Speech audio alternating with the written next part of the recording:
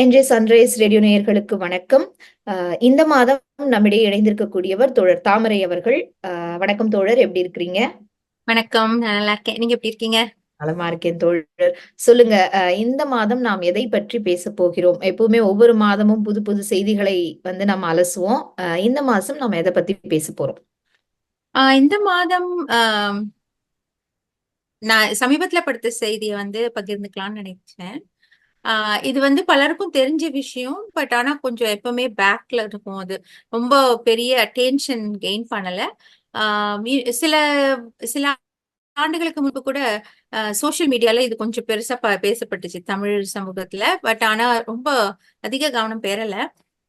இது எதுனா சயாம், அதாவது இப்போதைய தாய்லாந்து, முன்னாள் சயாம் என்று அழைக்கப்பட்ட சயாம் பர்மா, அந்த train road rail road Japanese போட்டாங்க 1942, 1942ல. இரண்டாம் உலக போர் நடக்கும்போது என்ன ஆச்சுன்னா, அதாவது தென்கிழக்காசிய பகுதிகளில் ஜாப்பனீஸோட கை ஓங்கி இருந்தது. அப்போ அவங்களோட முக்கியமான டார்கெட் அப்படின்னு பார்த்தா அவங்களோட கண் அதாவது ஜுவல் ஆஃப் த கிரவுன் அப்படின்னு சொல்லி சொல்ற இந்தியாவின் மேல் அது அவங்களோட கண் இருந்தது. ஸோ ஜப்பானியர்களோட கண் இந்தியாவின் மேல் இருக்கும்போது என்னாச்சுன்னா, அவங்க இந்தியாவை கான்கர் பண்றதுக்கு சரியான பாதைகள், அவங்களுக்கு கடல் வழியா இல்லாம நிலத்தின் வழியா வர்றதுக்கு, அவங்களோட சப்ளைஸ் எல்லாம் கொண்டு வர்றதுக்கு ஒரு ட்ரெயின் ரயில் பாதை போடணும் அப்படின்னு முடிவு செஞ்சு என்ன பண்ண, அது முன்னாடி பிரிட்டிஷ்காரர்கள் முயற்சி செஞ்சிருக்காங்க. பட் ஆனா அந்த கடுமையான நிலப்பரப்பு, அதாவது ரொம்ப அடர்த்தியான இது காடுகள் நிறைஞ்ச அந்த நிலப்பரப்புல போடுறது ரொம்ப கஷ்டம் அப்படின்னு, அதாவது அதுக்கான செலவுகள், அதுக்கப்புறம் அதுக்கான மக்களை திரட்டி, அதாவது தேவையான அளவு தொழிலாளர்களை திரட்டுறது, அதெல்லாம் ரொம்ப பெரிய விஷயம் அப்படின்றதுனால அந்த ஐடியாவை பிரிட்டிஷ்காரர்கள் விட்டதா சொல்றாங்க. சோ ஆனா அந்த ஐடியாவை பிடிச்சுக்கிட்டு ஜப்பனீஸ் என்ன பண்ணாங்கன்னா, சயாம்ல இருந்து பர்மா வரைக்கும், ஏன்னா பர்மாவுக்கு வந்துட்டாங்கன்னா பர்மால இருந்து இந்தியாக்குள்ள வர்றது ஈஸி. அது வரைக்கும் அவங்களோட அந்த பொருட்கள், அந்த சப்ளைஸ் எல்லாம் கொண்டு வர்றதுக்கு அந்த ரயில் பாதையை பயன்படுத்தலாம் அப்படின்னு சொல்லிட்டு போட ஆரம்பிச்சிருக்காங்க. இதுல என்ன விஷயம் அப்படின்னா, அவங்க யூஸ் பண்ணது மேன் பவர் பாத்தீங்கன்னா,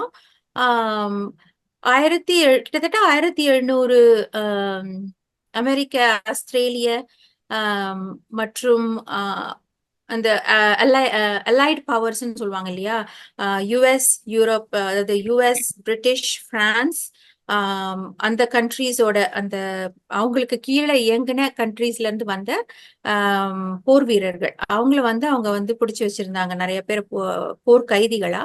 அந்த போர் கைதிகளை அவங்க யூஸ் பண்ணியிருக்காங்க. 1700 அப்படின்னு சொல்றாங்க, 1700 போர்க்கைதிகள்.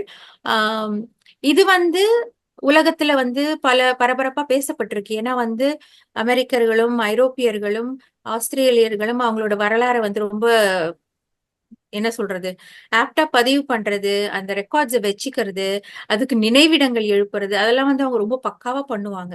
ஜென்ரலா அதுவும் முக்கியமா போர் சம்பந்தமானவற்றை அவங்க ரொம்ப பக்காவா பண்ணியிருக்காங்க. ஸோ அதனால என்ன பண்ணியிருக்காங்கன்னா, அந்த ரயில் பாதை போடப்படும் போது உயிரிழந்த அலைட் ஃபோர்ஸஸ், அதாவது அமெரிக்கர்கள், ஆஸ்திரேலியர்கள், பிரெஞ்சு மக்கள், அந்த மாதிரி அந்த அலைட் ஃபோர்ஸஸ் சேர்ந்த போர்க்கைதிகள் ஒரு நினைவிடம் அங்க அமைச்சிருக்காங்க. அதாவது அந்த போர்க்கைதிகளில் ஒருவர் பேசும்போது என்ன சொல்றாரு அப்படின்னா, அந்த அவரோட பேட்டியில என்ன சொல்றாருன்னா, 1700 பேர் கிட்டத்தட்ட நாங்க அந்த வேலையை, அந்த ரயில் பாதை போடுற பணியை ஆரம்பிச்சோம். ஆனா கடைசியில மிஞ்சினது 400 பேர் தான் உயிரோட மிஞ்சினாங்க அப்படின்னு சொல்லி அவர் சொல்றாரு. மத்த எல்லாருமே இறந்து போயிட்டாங்க அப்படின்னு. பட் ஆனா அது மிஞ்சி மத்த, அதாவது அந்த 1700 போர்க்கைதிகளை மிஞ்சி மத்த மேன் பவர் எல்லாமே அவங்க என்ன பண்ணியிருக்காங்கன்னா, பொதுமக்களை தான் யூஸ் பண்ணியிருக்காங்க.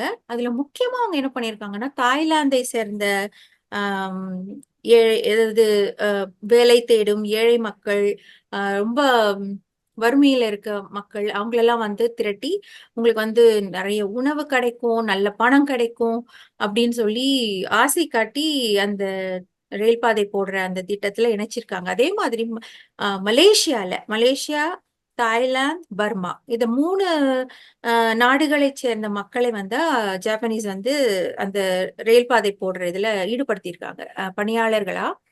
மலேயாவை பாத்தீங்கன்னா, மலேயால வந்து முக்கியமா மலை மக்களை தவிர பெரும்பான்மையா அவங்க வந்து எடுத்துட்டு வந்து வேலை பார்க்க வச்சது வந்து அங்க இருந்த தோட்ட தமிழகத்தை சேர்ந்த தோட்ட தொழிலாளர்கள் அங்க இருந்தாங்க இல்லையா, அவங்களதான் அவங்க வந்து ரெக்ரூட் பண்ணியிருக்காங்க. கிட்டத்தட்ட 1,00,000 தமிழர்கள் வந்து அவங்க அங்க வந்து போய் வேலை பார்த்ததா சொல்றாங்க. அதாவது பொதுமக்கள்னு பார்த்தா மொத்தமா தமிழர்கள், ஆம், மலேயாவை சேர்ந்தவர்கள், மலாய் மக்கள், அப்புறம் வந்து தாய்லாந்து மக்கள், பர்மாவை சேர்ந்த பர்மிய மக்கள், அப்புறம் வந்து சில இன்னும் கொஞ்சம் ஒரு ஸ்மால் குவான்டிட்டி ஆஃப் மக்கள் வந்து கொரியால இருந்து வந்திருக்காங்க. அப்புறம் இந்தோ சைனால இருந்து வந்திருக்காங்க. இந்தோ சைனா வந்து ஐ திங்க் இன்றைய வியட்நாம் தான் அன்னைக்கு இந்தோ சைனான்னு நினைக்கிறேன். சோ இந்த மக்கள் எல்லாம் வந்து அந்த பணியாளர்கள், அதாவது கூலி கூலி தொழிலாளர்களா அவங்க யூஸ் பண்ணியிருக்காங்க அந்த ரயில் பாதை இதுல, அந்த ரயில் போடுற அந்த பணியில. அதுல வந்து கிட்டத்தட்ட 90,000 மக்கள் தமிழர்கள் வந்து அதுல வந்து இறந்து போயிருக்காங்களாம். கிட்டத்தட்ட 90,000 அமெரிக்கர்களோ ஆஸ்திரேலியர்களோ இறந்து போயிருந்தா இந்நேரம் வந்து அது எவ்வளோ ஒரு ஃபேமஸா ஒரு பிரபலமா பேசப்பட்டிருக்கும் இல்லையா. ஆனா வந்து கிட்டத்தட்ட 90,000 தமிழர்கள், அதாவது அட்லீஸ்ட் தமிழர்கள் இந்த சென்ஸ் நிறைய பேர் அதாவது முக்கியமா தென்னிந்தியால இருந்து போயிருப்பாங்க. தென்னிந்தியால இருந்து போன எல்லாருமே அங்க தமிழ் தான் பேசியிருப்பாங்க. அதாவது இலங்கைக்கு போனாலும் சரி, அவங்க நாடு மாறி மலேசியாவுக்கு போனாலும் சரி, அங்க வந்து தமிழ் தான் பேசி புழங்கி இருக்காங்க தென்னிந்தியாவை சேர்ந்தவர்கள் வெளிநாட்டுக்கு போகும்போது. சோ நான் வந்து தமிழர்கள் மட்டும் அப்படின்னு என்னால வந்து சொல்ல முடியுமான்னு தெரியல. பட் ஆனா வந்து தென்னிந்தியாவை சேர்ந்த கிட்டத்தட்ட 90,000 மக்கள் வந்து அந்த ரயில் பாதை போடும் பணியில வந்து உயிரிழந்திருக்காங்க. அதுல வந்து சில பேர் உயிரோட இருக்காங்க. இன்னும் பொன்னம்பலம் அப்படிங்கிற ஒருத்தர் வந்து உயிரோட இருந்திருக்காரு. ஏன்னா அவர் அப்போ வந்து 8 வயசு நினைக்கிறேன்.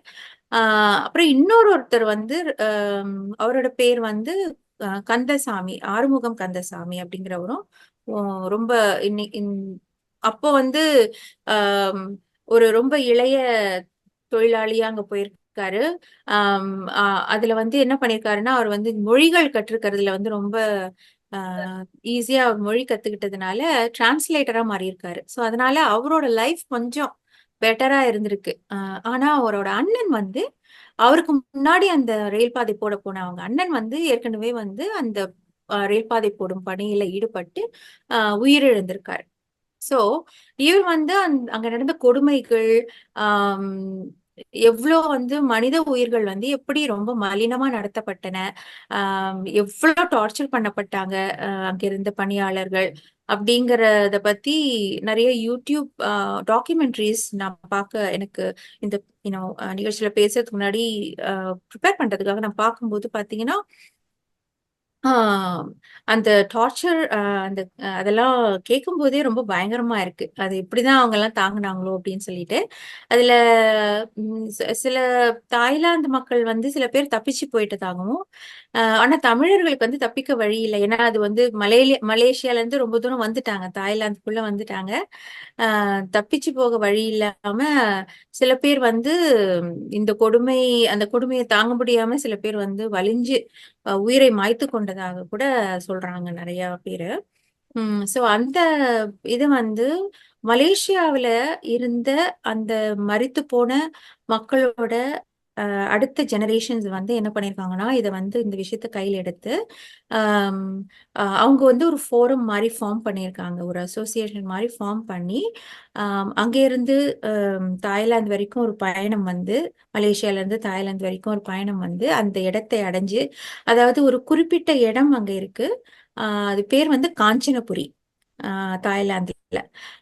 காஞ்சனபுரின்ற அந்த இடத்துல வந்து தான் நிறைய தமிழர்கள் வந்து கொத்து கொத்தா மறிச்சு போயிருக்காங்க.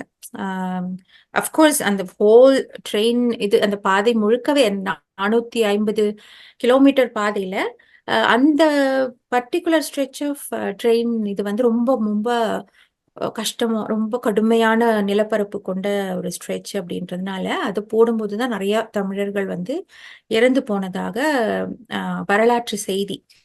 ஸோ அதை பேஸ் பண்ணி அந்த இடத்த வந்து அந்த இடத்துக்கு போய் அங்க தாய்லாந்துல இருந்த அபிஷியல்ஸோட பேசி அவங்க கிட்ட வந்து பெர்மிஷன் வாங்கி, ஆனா அங்க இருந்த மக்களுக்கு இது தெரியவே இல்லையா. தாய்லாந்து மக்களுக்கு வந்து இந்த மாதிரி ஒரு வரலாறு இருக்கிறது தெரியவே இல்லை. அவங்களுக்கு அந்த அந்த 1700 போர்க்கைதிகள் இருக்காங்க இல்லையா, அந்த 1700 போர்க்கைதிகளை பத்தி தான் தெரிஞ்சிருக்கு. ஏன்னா அங்க நினைவிடம்லாம் எழுப்பி வச்சிருக்காங்க அமெரிக்கர்கள். பட் ஆனா வந்து இந்த 90,000 மக்கள் மறிச்ச செய்தி வந்து அவங்களுக்கே ஒரு புது செய்தியா இருந்திருக்கு. ஸோ அவங்க வந்து இவங்களோட இந்த மக்களோட பேசி அவங்க குடும்பத்தினரோட பேசி ஒரு ஒரு முடிவுக்கு வந்து அவங்களுக்கு வந்து பெர்மிஷன் கொடுத்துருக்காங்க நினைவிடம் எழுப்புறதுக்கு. ஸோ அது அந்த இது வந்த உடனே நிதி திரட்டல்னு வரும்போது தமிழ்நாடு அரசு வந்து 10 லட்சம் ரூபாய் கொடுத்துருக்காங்க அந்த நினைவிடம் எழுப்ப. ஸோ அதெல்லாம் முடிச்சு அந்த நினைவு தூபி மாதிரி ஒண்ணு எழுப்பியிருக்காங்க. அங்க வந்து அதாவது சில முக்காசி தொழிலாளர்கள் வந்து சிவ வழிபாடு அந்த மாதிரி மத வழிபாடு கொண்டவங்களா இருந்திருக்காங்க. ஆனா சில பேர் வந்து கிறித்துவ மத வழிபாடு கொண்டவங்களா இருந்திருக்காங்க. ஸோ ஐ திங்க் 2 மதத்தை சேர்ந்தவங்களுமே மந்திரங்கள்லாம் தமிழ் மந்திரங்கள் ஓதப்பட்டு அப்புறம் கிறித்துவ பிரார்த்தனையும் நடத்தப்பட்டது அந்த இடத்துல அப்படின்னு சொல்லி அந்த யூடியூப்ல வீடியோ பார்த்தேன் நானு. அந்த விழால கலந்துக்கிறதுக்கு வந்து நம்ம தமிழ்நாட்டை சேர்ந்த நாடாளுமன்ற உறுப்பினர் திரு MM அப்துல்லா அவர்களும் தமிழ்நாட்டோட டிரான்ஸ்போர்ட் மினிஸ்டர் போக்குவரத்து மந்திரி திரு சிவசங்கர் அவர்களும் அங்க போய் தமிழ்நாடு அரசின் சார்பா கலந்துக்கிட்டாங்க. அது திறந்து வச்சிருக்காங்க. ஸோ இதுதான் அந்த வரலாறு. அது பல பேருக்கு வந்து இது தெரிஞ்சிருக்காதுன்னு நினைக்கிறேன். ஆனா இந்த வரலாறு பத்தி பல செய்திகள் கிடைக்குது. நீங்க இன்டர்நெட்ல போனீங்கன்னா பல செய்திகள் வருது. நன்றி தோழர். ஒரு முக்கியமான வரலாறை வந்து நீங்க பதிவு செஞ்சிருக்கீங்க. பல இடங்கள்ல இதை நாம படிக்கிறோம் இல்லையா? வரலாற்றுல வந்து தொழிலாளர்கள் வந்து அடிமைகளாக அழைக்கப்பட்டிருக்காங்க வேற நாட்டுக்கு. அங்க அவங்க இந்த மைனிங், அதாவது இந்த சுரங்கம் பாதை தோன்றது இல்ல சுரங்கத்துக்குள்ள போறது, அப்ப வந்து நிறைய தொழிலாளர்கள் மரிக்கிறாங்க. ஆனா இது வந்து நமக்கு முற்றிலும் நிறைய பேருக்கு தெரியாத ஒரு வரலாற்றை நீங்கள் வந்து இன்னைக்கு பகிர்ந்துட்டு இருக்கிறீங்க. இன்னொரு ஒரு விஷயம் என்னன்னா INA, அதாவது இந்திய தேசிய ராணுவத்துல நிறைய தமிழர்கள் தான் சேர்ந்தாங்க அப்படின்னு சொல்லுவாங்க இல்லையா.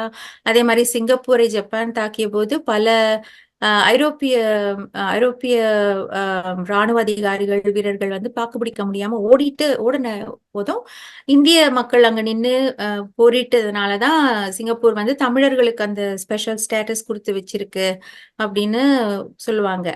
சோ இதுல பாத்தீங்கன்னா சிங்கப்பூர் மட்டும்தான் வந்து தமிழர்களோட கான்ட்ரிபியூஷனை வந்து ப்ராப்பரா அங்கீகாரம் பண்ணியிருக்காங்கன்னு நினைக்கிறேன் இது வரைக்கும். இது வந்து இப்போ இந்திய சுதந்திர போராட்டம் அப்படின்னு வரும்போது பாத்தீங்கன்னா பிரிட்டிஷரை எதிர்த்தவங்களுக்கு வந்து எதிர்த்தது வந்து ஒரு ஒரு ஒரு சாரார், அதாவது காந்தி தலைமையில ஒருத்தங்க, சுபாஷ் சந்திர போஸ் தலைமையில வேற ஒரு பாதை இல்லையா. சுபாஷ் சந்திர போஸ் தலைமையில இருந்தவங்க தான் வந்து ஜப்பானோட சேர்ந்து போர் செஞ்சிருக்காங்க. ஸோ நீங்க பாத்தீங்கன்னா அவரு இது மணிப்பூர் வரைக்கும் வந்து கொடியேத்துறத சொல்லுவாங்களே தவிர அந்த ரயில் பாதையில வந்து 90,000 பேர் ஜப்பானியர்களால அவங்களும் இந்தியர்கள் தானே, இந்தியால இருந்து போன தோட்ட தொழிலாளர்கள் தானே. சோ அதை பத்தி வந்து உங்களுக்கு நிறைய பேர் பேசவே மாட்டேன்றாங்க. அது வந்து ஒரு பெரிய விஷயம். அதுல வந்து சில பல அரசியல் உண்மைகளும் பொதிஞ்சிருக்குன்னு நான் நினைக்கிறேன். கண்டிப்பா தோழர். அத வந்து நீங்க அந்த வரலாற்றை வந்து இன்னைக்கு எங்களோட சொன்னதுக்கு ரொம்ப நன்றி. நிறைய பேருக்கு அது கண்டிப்பா ஒரு புது செய்தியாக இருக்கும் அப்படின்னு நான் நினைக்கிறேன். புரட்சி கவிஞர் சொல்லுவார் இல்லையா பாரதிதாசன், இந்த உலகத்துல இருக்கிற எல்லா நிலைகளையும், அதாவது அது இன்னைக்கு வந்து நல்ல சாலை இருக்கு, அம், இன்னைக்கு வந்து போக்குவரத்து எல்லாம் செம்மையா இருக்குன்னா அதுக்கு காரணம் தொழிலாளர்கள் தான். அந்த கைகள் தான் உழைத்து இப்படியான செம்மையான பாதையை நமக்கு கொடுத்தது அப்படின்னு சொல்லுவாரு. சித்திரை சோலைகளை உமை நன்கு திருத்தை பாரினிலே எத்தனை தோழர்கள் ரத்தம் சொரிந்தனரோ உங்கள் வேரினிலே அப்படின்னு திரைப்பட பாடல். அது புரட்சி கவிஞர் ம், பாரதிதாசனுடைய பாடல் தான். ம். உண்மையிலேயே அதுதான் நினைவுக்கு வந்தது. இன்னைக்கு நாம ஓரளவுக்கு வசதியா இருக்கிறோம்னா அதுக்கு பின்னாடி நிறைய தொழிலாளர்களின் உழைப்பு, அவர்களுடைய மரணம், அவர்களுடைய செந்நீர் கண்டிப்பா இருக்கிறது. அதை வந்து நம்முடைய தமிழ்நாடு அரசும் அதை வந்து நினைவு கூர்ந்து அங்க தமிழ்நாடு அரசின் சார்பாக நாடாளுமன்ற உறுப்பினர் அப்துல்லா தோழர் அவர்களும் அதே போல சிவசங்கர் தோழர் அவர்களும் போக்குவரத்து துறை அமைச்சர் அவங்க 2 பேருமே சேர்ந்து கலந்துக்கிட்டு அவர்கள் கலந்து கொண்டதால் தான் இது அடுத்த தலைமுறைக்கு வெளியில வர்றதுக்கான ஒரு வாய்ப்புன்னு நினைக்கிறேன். ஆமா. செய்திகள்ல வந்தது, அதை போய் நம்ம படிக்கிறோம். அந்த வகையில தமிழ்நாடு அரசுக்கும் நன்றி. எத்தனையோ தலைமுறைக்கு முன்னர் வந்து ஒரு துயரமான ஒரு முடிவு அந்த தொழிலாளர்களுக்கு அப்படின்னு நாம படிக்கிறோம். ஆனா இன்னைக்கு அதை நினைவு கூறும் பொழுது அந்த அநீதிக்கு நாம வந்து என்ன சொல்றது, அது ஒரு அநீதி தான். அது அநீதி. ஆமா, எல்லாருக்கும் ஒரு அநீதி தான். அவங்க உழைக்க போறாங்க, வேற நாட்டுக்கு பிழைக்க போறாங்க, அங்க வந்து மரணம் அப்படின்றது ரொம்ப கொடுமையான ஒரு இன்னைக்கு நம்மளுக்கு தமிழ்நாடு அரசு எல்லாம் இருக்கு. வெளிநாட்டுல வந்து ஏதாவது நடந்தா நம்மளுக்கு பாயிண்ட் ஆஃப் கான்டாக்ட்னு யாராவது இருக்கிறாங்க. என்னால அன்றைய காலகட்டத்துல நினைச்சு கூட பார்க்க முடியல. ஆமா. யார்கிட்ட சொல்றது, எப்படி வந்து அவங்களுடைய உறவினர்களை தொடர்பு கொள்ள முடியும்? இதெல்லாம் நிறைய சிக்கல்களை அந்த மக்கள் சந்தித்திருப்பார்கள். அங்கிருந்து உயிரோட பிழைத்து போன மக்கள் சொல்லிதான் இந்த விஷயம் வெளியில வந்திருக்கே தவிர, மற்றபடி பாத்தீங்கன்னா, ஆம், ஆம், அதாவது ஒரு ஆஸ்திரேலிய ராணுவ வீரர் ஒருத்தரோட பேட்டி நான் பார்த்தேன். ஐ திங்க் அவர் மட்டும்தான் அதுல சொல்றாரு, most of the other people who perished with Tamils I think அப்படின்னு சொல்லி சொன்னாரு. மற்றபடி பாத்தீங்கன்னா நிறைய பேருக்கு வந்து அந்த வரலாறு வந்து தெரியல. அந்த 1700 பேர் பிஓடபிள்யூஸ் இறந்து போனது தெரிஞ்சிருக்கு வரலாற்றில். பட் ஆனா இந்த தொழிலாளர்களோட மரணம் வந்து வெளியே வரல. சோ அது ரொம்ப முக்கியம், அது வெளியில வர்றது. அது தமிழர்கள்ன்றதுக்காக இல்ல, தொழிலாளர்கள் அவங்க வந்து கூலி தொழில் செய்ய போனவங்க. ஆனா அவங்கள வந்து அப்படி எக்ஸ்ப்ளாய்ட் பண்ணி ஹியூமன் பீயிங்ஸ் ஆர் எக்ஸ்பெண்டபிள் அப்படின்ற மாதிரி நடத்தப்பட்டிருக்காங்க. ஆனா இந்த காலகட்டத்துல தமிழர்கள் வெளிநாடு போகும்போது பாத்தீங்கன்னா, ஆஹ் ஒரு என்ன சொல்றது, பிரெயின் பேஸ்ட் வேலைகளுக்காக போறாங்க. அந்த காலத்துல பாத்தீங்கன்னா தமிழர்கள் வந்து வெளிநாடு போறதுனாலே ஒரு கூலி தொழில் செய்யறதுக்கு, கரும்பு தோட்டத்துல வேலை செய்யறதுக்கு அந்த மாதிரிதான் போயிருக்காங்க, ரப்பர் தோட்டம் அப்படின்னு. சோ இது வந்து நம்மளோட ஜெனரேஷன்ஸ், நம்ம லீடர்ஸ் நமக்கு கொடுத்திருக்க ஒரு பெரிய வரம் அப்படின்னு நான் சொல்றேன். கண்டிப்பா அவங்களுடைய உழைப்பு அது வந்து நம்ம ஒரு 100 வருடங்களுக்கு முன்னர் வெளியில போகும்போது கூலி தொழிலாளியாக போய்க்கொண்டிருந்த ஒரு ஆமா, மாநிலத்தில இருந்து இன்னைக்கு படிச்சு வேற பெரிய வேலைகளுக்கு போறோம். அந்த ஆமா, 50 ஆண்டுல நடந்த ஒரு பெரிய மாற்றம் அது. ஆமா, கண்டிப்பா அதை வந்து நீங்க பதிவு செஞ்சதுக்கு ரொம்ப நன்றி தோழர். அடுத்தது வந்து season of migration to north அப்படின்னு தாயப் சாலி, இந்த புக்கு இதை வந்து நான் அண்மையில ஒரு புக் கிளப்காக நான் படிச்சேன். நீங்களுமே அந்த புக் கிளப்ல இருக்கிறீங்க. ஆமா, ரொம்ப சிறப்பான ஒரு நூல் அப்படின்னு தான் சொல்லணும். பொதுவா நம்ம வந்து ஐரோப்பிய இலக்கியத்தை நிறைய படிச்சிருக்கோம். இந்த அரப் அண்ட் ஆப்பிரிக்கன் இலக்கியம் வந்து கொஞ்சம் நமக்கு ஆமா, இப்பதான் படிக்க தொடங்குறோம். அவங்களுடைய எழுத்து நடையே கொஞ்சம் வேற மாதிரி இருக்கு ஆமா, அப்படின்றது என்னுடைய எண்ணம். ஐரோப்பிய இலக்கியங்களை படிக்கின்ற பொழுது ஒரு கதாபாத்திரத்தை வந்து ரொம்ப அப்படியே விவரிச்சு அப்படியே கொண்டு போவாங்க. கொஞ்சம் கொஞ்சமா அந்த கேரக்டர் பில்டிங் இருக்கும். ஆனா 2 3 ஆப்பிரிக்கா அரேபிய இலக்கியத்தை படிக்கும் பொழுது அந்த நடை அவங்க கிட்ட இல்ல. ஆனா என்ன சொல்ல வராங்களோ அது டு த கோர் அவங்க ஆமா, சொல்லுவாங்க. அது ரொம்ப விவரிப்புகள் இல்ல. இருக்கு, ஆனா ரொம்ப விவரிப்புகள் இல்ல. அது அவங்க என்ன பிரச்சனைய பேசுறாங்கன்றத நோக்கியே அந்த இலக்கியம் நகருது. அப்படின்ற மாதிரி என்னுடைய ஒரு தோற்றம். ஏன்னா நிறைய நம்ம ஐரோப்பிய இலக்கியங்களை படிச்சிருக்கோமே தவிர்த்து மற்ற இலக்கியங்களுடைய மேல் வந்து நம்முடைய கவனம் வந்து அவ்வளவா இல்ல. அத வந்து பூர்த்தி செய்வது போல இந்த நூல் இருந்தது. இதனுடைய கதை சுருக்கத்தை மட்டும் நான் ஓகே, பகிர்ந்துக்கலாம்னு நினைக்கிறேன். ஆம், ஒரு இதுல வந்து பெயர் சொல்லாத ஒரு கதை சொல்லி அவர் மூலயமா ஆமா, தான் இந்த முழு நெடுங்கதையுமே நகருது. ஆம், அவர் வந்து அவருடைய ஊருக்கு வராரு. அது வந்து ஒரு கிராமம். நைல் நதி கரையில அமைந்த ஒரு கிராமம். சூதானிய கிராமம். சூடான், சூடானிய கிராமம். அதுக்குள்ள வராரு. அங்க வந்து மற்ற மக்களை அவங்களுடைய பழைய மக்களை எல்லாம் பார்க்கும் பொழுது ஒரு புது முகம் அவருக்கு வந்து அதுல தெரியுது. அவர் பேர் அந்த முஸ்தபா அப்படின்னு அந்த கதை நகருது. அவரை பத்தி இவர் தெரிஞ்சுக்க தொடங்குறாரு. அவர் வந்து ஒரு தடவை அவங்க குடிச்சிட்டு அவங்க பேசும் பொழுது அவர் ஒரு ஆங்கில கவிதையை சொல்லும் பொழுது அது அந்த ஆங்கில உச்சரிப்பை வச்சு இவருக்கு வியப்பா இருக்கு. ஏன்னா இவருமே இங்கிலாந்துல படிச்சுட்டு வந்தவரு. ஆமா. வேலை பார்க்கறாரு இல்லையா? அதனால வித்தியாசமா இருக்கு. இவன் வந்து எங்க இருந்து வரான்ற அப்படி தேடி அவர் கூட பேசும் பொழுது நிறைய உண்மைகள் அவருக்கு தெரியுது. அவர் எங்க இருந்து வராரு, எப்படிப்பட்ட சூழல்ல இருந்து வராரு, அவருக்கு பின்னாடி இருக்கக்கூடிய ஒரு திடுக்கிடும் வரலாறு. நான் வந்து அந்த வரலாறை வந்து எக்ஸ்போஸ் பண்ண விரும்பல. ஏன்னா அப்பதான் அந்த ஆமா. நூல் படிப்பாங்க. ரொம்ப திடுக்கிடும் வரலாறு தான் அது. ஆமா. அதற்கு காரணமாக அந்த திடுக்கிடும் வரலாறுக்கு பின்னாடி அவங்க ஒரு காரணம் சொல்றாங்க அந்த நூல்ல. அதாவது காலனிய ஆதிக்கம். ஆதிக்கம் இருந்தது. அவங்க வந்து பிரிட்டிஷ் ரூல் கீழ இந்த ஆப்பிரிக்கா போன்ற அரப் கண்ட்ரிஸ் சில நாடுகளும் இருந்தது அப்படின்றத இவங்க சொல்றாங்க. அதாவது இந்த நூலை வந்து தாயிப் சாலை எழுதியிருக்கிறாரு. அதுக்கு வந்து இந்த நூலுக்கு வந்து இன்ட்ரோடக்ஷன் கொடுத்த லைலா லலாமி அவங்க வந்து ஒரு இன்ட்ரோடக்ஷன் கொடுத்திருக்காங்க. அவங்க அதான் சொல்றாங்க, இந்த நூல் வந்து 1966ல வெளிவந்தது. அப்ப வந்து most of the Arab and African nations has already achieved independence from European colonial rule. அப்ப நிறைய நாடுகளை வந்து ஐரோப்பிய பிடிச்சு வச்சிருந்தாங்க. அங்க இருந்து விடுதலை ஆயிட்டாலும் கூட அந்த காலனிய ஆதிக்கத்தால் அந்த திடுக்கிடும் நிகழ்ச்சிகள் நடந்ததாக இந்த நூல் பதிவு செய்தாலும் அதை வந்து என்னால முழுமையாக ஏத்துக்க முடியல. ஏன்னா அவருடைய இளமை பருவம் குறித்தும் அந்த நூல்ல வருது, அந்த முஸ்தபாவினுடைய இளமை பருவம். அதனுடைய தாக்கமும் அவர் வந்து இப்படி நடந்துட்டது காரணமா இருக்கலாம் அப்படின்றது என்னுடைய தனிப்பட்ட எண்ணம்.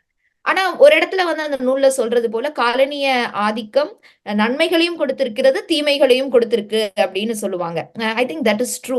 நம்மளும் வந்து பிரிட்டிஷ் ரூல் கீழே இருந்திருக்கோம். பிரித்தானிய ஆதிக்கம் கீழே வந்து இந்தியா கிட்டத்தட்ட 200 ஆண்டுகள் நாம இருந்திருக்கோம். நன்மைகளும் இருக்கு, தீமைகளும் இருக்கு. தீமை மட்டுமே சொல்லிட முடியாது. ஏன்னா நம்மளுக்கு கல்வியை வந்து கொடுத்தது ஓரளவுக்கு வந்து அந்த நீரோடை வந்து வெளியில வந்ததுக்கு காரணம் அந்த ஆதிக்கம் சொல்ற அந்த பிரித்தானிய ஆதிக்க காலத்துலதான். அதே நேரத்துல இந்தியர்களுக்கு கொடுமைகளும் நடந்திருக்கானா நடந்திருக்கு. நம்ம ரெண்டுமே தான் வெயிட் பண்ணி பார்க்கணும். அதே மாதிரிதான் இவங்களும் சொல்றாங்க, அரப் அண்ட் ஆப்பிரிக்கன் கண்ட்ரீஸ்ல அந்த ஐரோப்பிய காலனி ஆதிக்கம் இருக்கும் பொழுது நன்மைகளும் இருந்திருக்கு, தீமைகளும் இருந்திருக்கு அப்படின்றத அது ஒரு நேர்மையான ஒரு பதிவா நான் பாக்குறேன். அதுக்கப்புறம் அந்த முஸ்தபா வந்து இறந்துடுறாரு. ஆனா இறக்கும்போது இந்த பெயர் இல்லாத அந்த கதை சொல்லிய வந்து தன்னோட உயிலுக்கு வந்து அவர்தான் தனக்கு பின் தன்னுடைய மகன்களுக்கு ஒரு கார்டியன் போட்டுட்டு போறாரு. இவருக்கு அந்த ஊர்ல இருக்கிறவங்களுக்கு மட்டும் இல்ல, இவருக்கே கூட வியப்பா இருக்கு, நம்மள ஏன் தேர்ந்தெடுத்தாரு அப்படின்னு. அதுக்கு பின்னாடி அந்த ஊர்ல இருக்கக்கூடிய அந்த பெண்களுக்கு எதிரான அந்த தன்மையை வந்து படிக்கும்போது உண்மையிலேயே ரொம்ப நம்மால இன்னைய வரைக்கும் அந்த கொடுமைகள் தொடருது இல்லையா? அண்மையில கூட கசகஸ்தான் நீங்க பார்த்திருப்பீங்க. அந்த கசகஸ்தானுடைய முன்னாள் அமைச்சராக இருந்த ஒருவர் வந்து அவங்களுடைய மனைவிய எப்படி ஸ்ட்ராங்கிள் டு டெத் அப்படின்னு பார்த்தோம். ஒரு வாரத்துக்கு 2-3 நாளைக்கு முன்னாடி ஒரு செய்தி.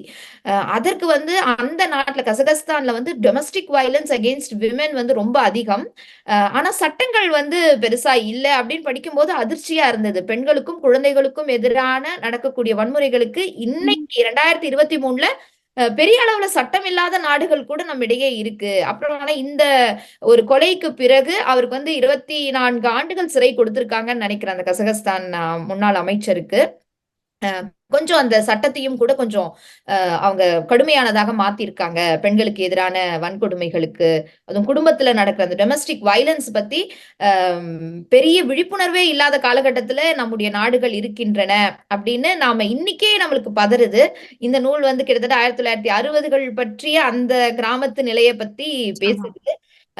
அப்போ அந்த இறந்து போன அந்த முஸ்தபாவினுடைய மனைவியை ஒரு வயதானவர் திருமணம் செய்து கொள்ளணும் அப்படின்னு வராரு அந்த ஊருக்குள்ள. அந்த ஊர்ல இருக்கிறவர் சொல்றாரு, எல்லாருமே அதுக்கு ஆமோதிக்கிறாங்க. அந்த ஆளுக்கு வந்து ஒரு 70 வயசு இருக்கும் அந்த கதைப்படி. இந்த பெண்ணுக்கு ஒரு 30 வயது தான் இருக்கும். அது வந்து எல்லாரும் சரிதான் சொல்றாங்க. ஆனா அந்த பெண் வந்து திருமணத்தின் மேல விருப்பம் இல்ல, அதுவும் அந்த கிழவனெல்லாம் திருமணம் செய்து கொள்ள முடியாது அப்படின்றதுல உறுதியா இருக்கிறாங்க. ஒரு கட்டத்துல நீ இந்த கதை சொல்லியே நீ என்ன திருமணம் செஞ்சுக்கோ, நான் அவங்ககிட்ட இருந்து எதுவும் எதிர்பார்க்கல, எனக்கு வந்து அந்த ஒரு தேவையில்லாத திருமணத்துல இருந்து நான் காப்பாற்றப்படுவேன் அப்படின்னு கூட அவங்க சொல்றாங்க. ஆனா இவர் வந்து திரும்பி வேலைக்கு ஊருக்கு போயிடுறாரு. திரும்பி வரும் பொழுது அந்த பெண் தன்னையும் அழித்துக் கொண்டு அந்த தன்னை திருமணம் செய்தவனையும் கொன்னுடுறா அப்படின்றது கதை. அத வந்து அந்த ஊர் எப்படி மறைக்குது? எல்லாருமே அந்த பெண்ண தான் திட்டுறாங்க. இவ வந்து ஒரு சூனியக்காரி அப்படின்ற அளவுக்கு அந்த படிக்கும்பொழுது, அந்த கதை படிக்கும்பொழுது நமக்கு தோணுது. அத இப்படியெல்லாம் நியாயப்படுத்த நியாயப்படுத்துறாங்க. பாக்குறாங்க. அதுல அந்த ஒரே ஒரு பெண் மட்டும் கொஞ்சம் out of the box out of ஒரு பெண்ண ரைட். காமிப்பாங்க இல்லையா? அவ மட்டும் தான் அவளுக்கு பின்னாடி இருந்த நியாயத்தையும் இந்த கதை சொல்லிக்கிட்ட ஆமா. அப்படி வந்து இந்த நூல் முடியுது. அந்த முடியிற இடத்துல வந்து இவனுமே நைல் நதியில விழறான். அவன் வந்து சாகுறானா, அவன் வந்து பிழைச்சுக்கிறானா அப்படின்லாம் நம்ம கதையில போய் தான் ரைட். பார்க்கணும். இந்த கதையோட இன்னொரு ஒரு முக்கிய புள்ளி, அந்த முஸ்தபாவுமே தானா இறந்தாரா? இல்ல வந்து அவருமே விரும்பி தன்னை திரும்பி தற்கொலை பண்ணிக்கிட்டாரா? ஆமா. கேள்வியும் இந்த நூல் நீங்க கதை படிக்கும்போது ஆமா. நமக்கு அதற்கான ஆமா. விடையும் தெரியும். எனக்கு ரொம்ப பிடிச்சிருந்தது. Season of migration to the north அப்படின்னு கிட்டத்தட்ட ஒரு அம் எவ்வளோ ஒரு 137, 40 பக்கங்கள் தான். அதுக்குள்ள ஒரு அருமையான ஒரு கதை. நம்மளுக்கு வந்து அந்த அரப், அதே நேரத்துல அந்த ஆப்பிரிக்க நாடுகளில் இருக்கக்கூடிய அங்க இருக்கக்கூடிய ஒரு கிராமத்துல பெண்கள் எப்படி நடத்தப்படுறாங்க, அந்த மக்களுடைய சிந்தனை எப்படி இருக்கு அப்படின்றத பதிவு செய்த ஒரு நூலா பார்க்கிறேன். உங்களுடைய கருத்துக்கள் தோழர். நீங்களும் அந்த நூல் படிச்சிருக்கீங்க. ஆம். நீங்க சொன்ன அதே கருத்துக்கள் தான் எனக்குமே தோணுச்சு. முக்கியமா வந்து பாத்தீங்கன்னா, கொலோனியலிசம் மட்டும்தான் அதுக்கு காரணமா? அல்லது அவங்களோட கலாச்சாரம் அதுக்கு காரணமா? அப்படின்னு நீங்க பாத்தீங்கன்னா, இது வந்து சூடானுக்கு மட்டும் அல்லது அதாவது கொலோனியல் ஆதிக்கத்திற்கு கீழ வந்த நாடுகளுக்கு மட்டும் அப்படின்னு இது காமனா இருக்கிற மாரி எனக்கு தெரியல. எனக்கு தெரிஞ்சு சவுதி அரேபியா வந்து எந்த காலகட்டத்திலயும் பிரிட்டிஷ் ஆதிக்கத்தின் கீழேயோ அல்லது மற்ற கண்ட்ரீஸோட ஆதிக்கத்தின் கீழேயோ இருந்த மாதிரி எனக்கு படிச்ச மாதிரி எனக்கு ஞாபகம் இல்ல. ஒருவேளை நான் தவறா கூட இருக்கலாம். பட் ஆனா பாத்தீங்கன்னா, அந்த மாதிரி பல கலாச்சாரங்கள் வந்து இந்த பெண்ணடிமைத்தனத்தை வந்து ஊ இது என்ன சொல்றது? இது வந்து அ அதாவது அரேபியன் கண்ட்ரீஸ் அப்படின்றதுனால வெறும் முஸ்லிம்கள் மட்டும்னு இல்ல. கன்சர்வேட்டிவ் சொசைட்டீஸ் எல்லாமே. இப்ப நீங்க வந்து பார்த்தீங்கன்னா, மெஹிகோ அல்லது அல்ட்ரா கன்சர்வேட்டிவ் கிறிஸ்டியன்ஸ் அப்படின்னு நீங்க எடுத்துக்கிட்டீங்கனாலும், இங்கேயும் அதே மாதிரி தான் இல்லையா? யுஎஸ்லயே நீங்க வந்து பார்த்தீங்கன்னா, அ லாஸ் அதிகமா இருக்க கண்ட்ரீஸ்லயே வந்து பார்த்தீங்கன்னா, அந்த ஆணாதிக்க மனப்பான்மை ஆணுக்கு கீழ இருக்கணும். அந்த குடும்பம் வந்து ஆணுக்கு கீழ இருக்கணும். பெண் வந்து ஆண் சொல்றத கேட்கணும் அப்படின்ற அந்த கண்ட்ரோலிங் மனப்பான்மை வந்து எல்லா இடத்துலயும் இருக்கு. பட் ஆனா அந்த கன்சர்வேட்டிவிசம் பிராக்டிஸ் பண்ற இடத்துல ரொம்ப ஜாஸ்தியா இருக்குன்னு நான் நினைக்கிறேன். முக்கியமா சூடான் வந்து ஹேஸ் எ ஹிஸ்டரி ஆஃப் என்ன சொல்றது ஃபீமேல் ஜெனைட்டல் அந்த இது இருக்கு இல்லையா மியூட்டிலேஷன் அது வந்து ஐ திங்க் சூடான்ல வந்து கொஞ்சம் ரொம்ப அதிகம்னு நான் நினைக்கிறேன். சூடான்ல மட்டும் இல்ல பட் சூடான்ல இருந்து வந்து அதிகமா பெண்கள் ஆப்பிரிக்கா பாதிக்கப்படுறதா நான் படிச்சிருக்கேன். ஒரு ஃபேமஸ் மாடல் இங்கிலாந்துக்கு சின்ன வயசுலயே போன அந்த ஃபேமஸ் மாடல் வந்து அதை பத்தி பேசியிருக்காங்க. அது எவ்வளவு பெயின்ஃபுல்லான ஒரு விஷயம். அதை பத்தி உலகத்துக்கு வந்து அது தெரிய வச்சு அந்த அவேர்னஸ் கிரியேட் பண்ணதுல அவங்க ரொம்ப பெரிய part. She played a big part. So இந்த மாதிரி காலங்காலமா வர அந்த கலாச்சாரத்துல வந்து பாத்தீங்கன்னா இந்த மனப்பான்மை வந்து கொஞ்சம் அதிகமா இருக்கிறது வந்து எனக்கு ஆச்சரியமா தோணல. பட் அது வந்து அந்த எழுத்தாளருக்கே அதுல வந்து ஒரு சின்ன என்ன சொல்றது? அவருக்கு தெரியுது தப்புன்னு அல்லது அத வந்து ஜஸ்டிஃபை பண்ண பாக்குறாரா? அல்லது பழிய வந்து இன்னொருத்தர் மேல போட பாக்குறாரா? தன்னோட தான் சார்ந்த சமூகத்தின் மேல் அந்த பழி விழுந்துடக்கூடாது அப்படின்னு யோசிக்கிறாரா? அந்த மாதிரி எனக்கு தோணுச்சு அது படிக்கும்போது. ஆம், முக்கியமா நான் ஆனா எதிர்பார்த்தேன். அந்த பெண் வந்து அந்த மாரி ரியாக்ட் பண்ணக்கூடும் அப்படின்னு நான் எதிர்பார்த்தேன் அந்த புத்தகம் படிக்கும்போது. ஆ ஐ ஐ திங்க் மத்தபடி பாத்தீங்கன்னா, நீங்க சொன்ன அதே கருத்துக்கள் தான் எனக்கும். நன்றி, நன்றி ஆமா. தோழர். ஆனா நீங்க சொன்ன மாதிரி நம்ம வந்து ரொம்ப யூரோப்பியன் க அந்த எழுத்தாளர்களோட புத்தகங்களே படிக்கிறோம். நம்ம இன்னும் கொஞ்சம் பரந்து விரிந்து அரேபிய, ஆப்பிரிக்க எழுத்தாளர்களோட புத்தகங்கள் நம்ம படிச்சிருக்கோம். அ அ நீங்க அப்போ அந்த புக் கிளப்ல இருந்தீங்களான்னு தெரியல. நாங்க படிச்சிருக்கோம். ஒரு அம் 2 புக்ஸ் படிச்சிருக்கோம். அவங்க வந்து எப்படின்னா, ஒரு டிஃபரண்டான கலாச்சாரம். அது வந்து இது வந்து வாட் ஈஸ்ட் ஈஸ்ட் ஆப்பிரிக்காவா? சூடான். சூடான் வந்து ஈஸ்ட் ஆப்பிரிக்கான்னு நினைக்கிறேன். இந்த சைடு இருக்குன்னு நினைக்கிறேன் ஆப்பிரிக்கால. இது வந்து நைஜீரியன் அந்த சைட்ல இருக்க எழுத்தாளர்கள் எழுதின புத்தகங்கள் வந்து படிச்சிருக்கோம் நம்ம புக் கிளப்லயே. பட் ஆனா இந்த மாதிரி ஒரு புத்தகம் நான் இதுக்கு முன்னாடி படிக்கல. இது வந்து நிஜமாவே ஒரு புதிய அனுபவம். நன்றி, நன்றி தோழர். இந்த மாதம் வந்து நம்முடைய தலைப்பை வந்து நாம் அலசுனது உண்மைக்கு நேயர்களுக்கு வந்து ரொம்ப பயனுள்ளதாக இருக்கும் அப்படின்னு நாம் கருதுறோம். மீண்டும் அடுத்த வாரம் மற்றொரு நிகழ்ச்சியில் சந்திக்கலாம். நன்றி, வணக்கம். வணக்கம்.